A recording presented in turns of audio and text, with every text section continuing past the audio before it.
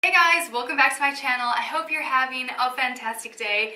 Coming to you today from a new setup because this is the first episode of a new series I'm starting. For a long time now, I've been wanting to start a series that is a super organized, structured, really informative and helpful series about being a responsible adult and just all those sort of things that they don't teach you in school, like budgeting, taxes, saving for retirement, starting a business, and all of those types of things. I guess it's about what a lot of people nowadays call adulting, but I don't really like that word, so I think I'm going to call this Responsible Human 101. If you have a better name, I would love to hear it, and please leave it in the comments down below and I'll take them into consideration. So I'll be covering all sorts of topics in this series, but it is all going to be about being responsible, taking charge of your life, being organized, and just being confident and excited about your future and taking steps to get closer to the life that you want. We're kicking off the series today with a very basic topic, but it is an extremely important life skill, and that is budgeting. Having a budget is super important because you want to know where your money is going every single month. If you don't have a budget, it's very likely that you are living more or less paycheck to paycheck, which means when you get paid, you spend your money, and then when it's gone, you basically wait for the next one to come in, and possibly you make up the difference with credit cards, debt, and other financial products that allow you to live beyond your means, which is something that you really don't want to do if you are looking to invest in yourself and in your future. So a lot of people tend to think that budgets are restricting, but I have quite the opposite opinion. I think a budget really gives you freedom. It gives you freedom to spend and enjoy yourself without having any guilt, because a lot of the times when you're not on a budget, when you go to the mall, when you go to dinner, you buy things, you come home and you feel slightly guilty about what you did, what you spent your money on, and having a budget allows you to enjoy those activities without the guilt, without feeling like, hey, I should be saving that, I should be putting that somewhere else. It gives you permission to spend that money. When you have a budget, you're going to have a lot more control and confidence over your life. I also think it can help motivate you to go to work every day if you know that that money that you're earning has a purpose and it doesn't just go away and you have no idea where it went, and then you have to wake up and go to work again and you don't really feel the progress, you're not getting any traction. And a lot of people tend to think that they have financial problems because they don't earn enough money, when a lot of the times that is not the case, because for most people, when they are given more money, they will increase their spending, increase their expenses, and it perhaps increase their debt. So it's really important that you learn to manage your money, even if you don't have a lot of it.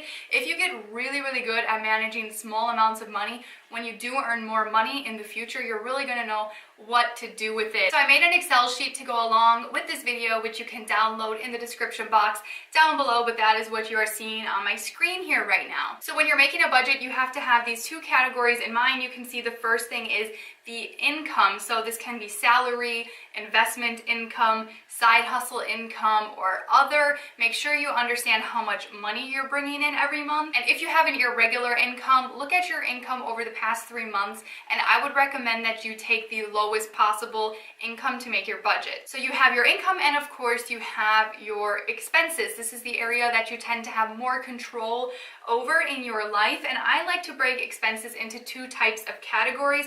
The first one are fixed expenses, otherwise known as bills. This includes things like your rent, health insurance, car payment, life insurance. I mean, I have all sorts of examples here, gym memberships, things that get charged every single month, no matter what, and the price stays the same. These are the type of things a lot of people have automatic charging to their credit card or going out of their checking account. The other type of expenses are variable expenses.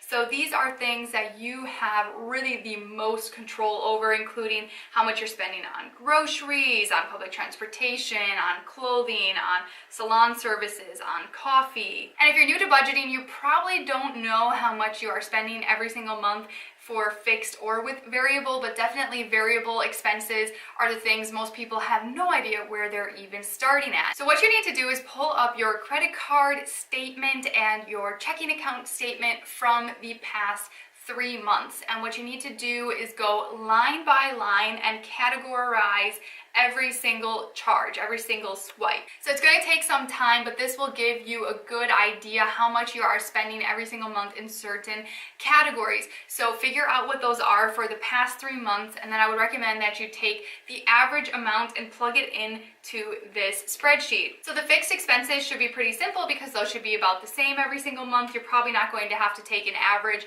Your cell phone bill is likely the same every single month, but for the variable, take the average. So when you plug in all these numbers, you might find that you are spending a lot on, for example, coffee every single month.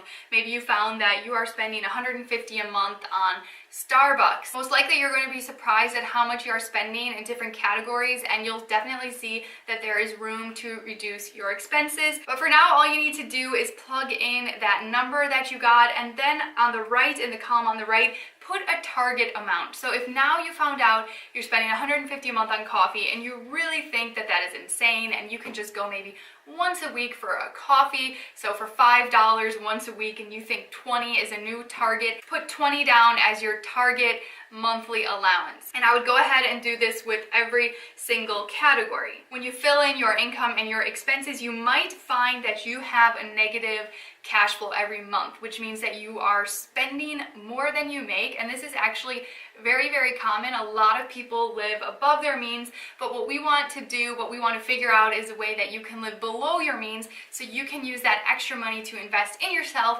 and in your future. So that is why this spreadsheet is really helpful. And when you plug in the target spending, you can see if you decrease spending in certain categories that you can get in the green, that you can get to a positive cash flow that is going to give you some leftover money that you can invest in yourself and in your future. So play around with the numbers, but be realistic. Don't say I'm going to spend $50 a month on groceries. Do something that you think is attainable. And I think with budgets, it's important at the beginning that you check in every single week and make sure that you are on the right track. It takes a lot of time. There is a learning curve to staying on target, staying in budget. If you slip up on it, don't give up on it completely. Keep trying. And I want to mention here this whole concept of YOLO, because I see this a lot on social media.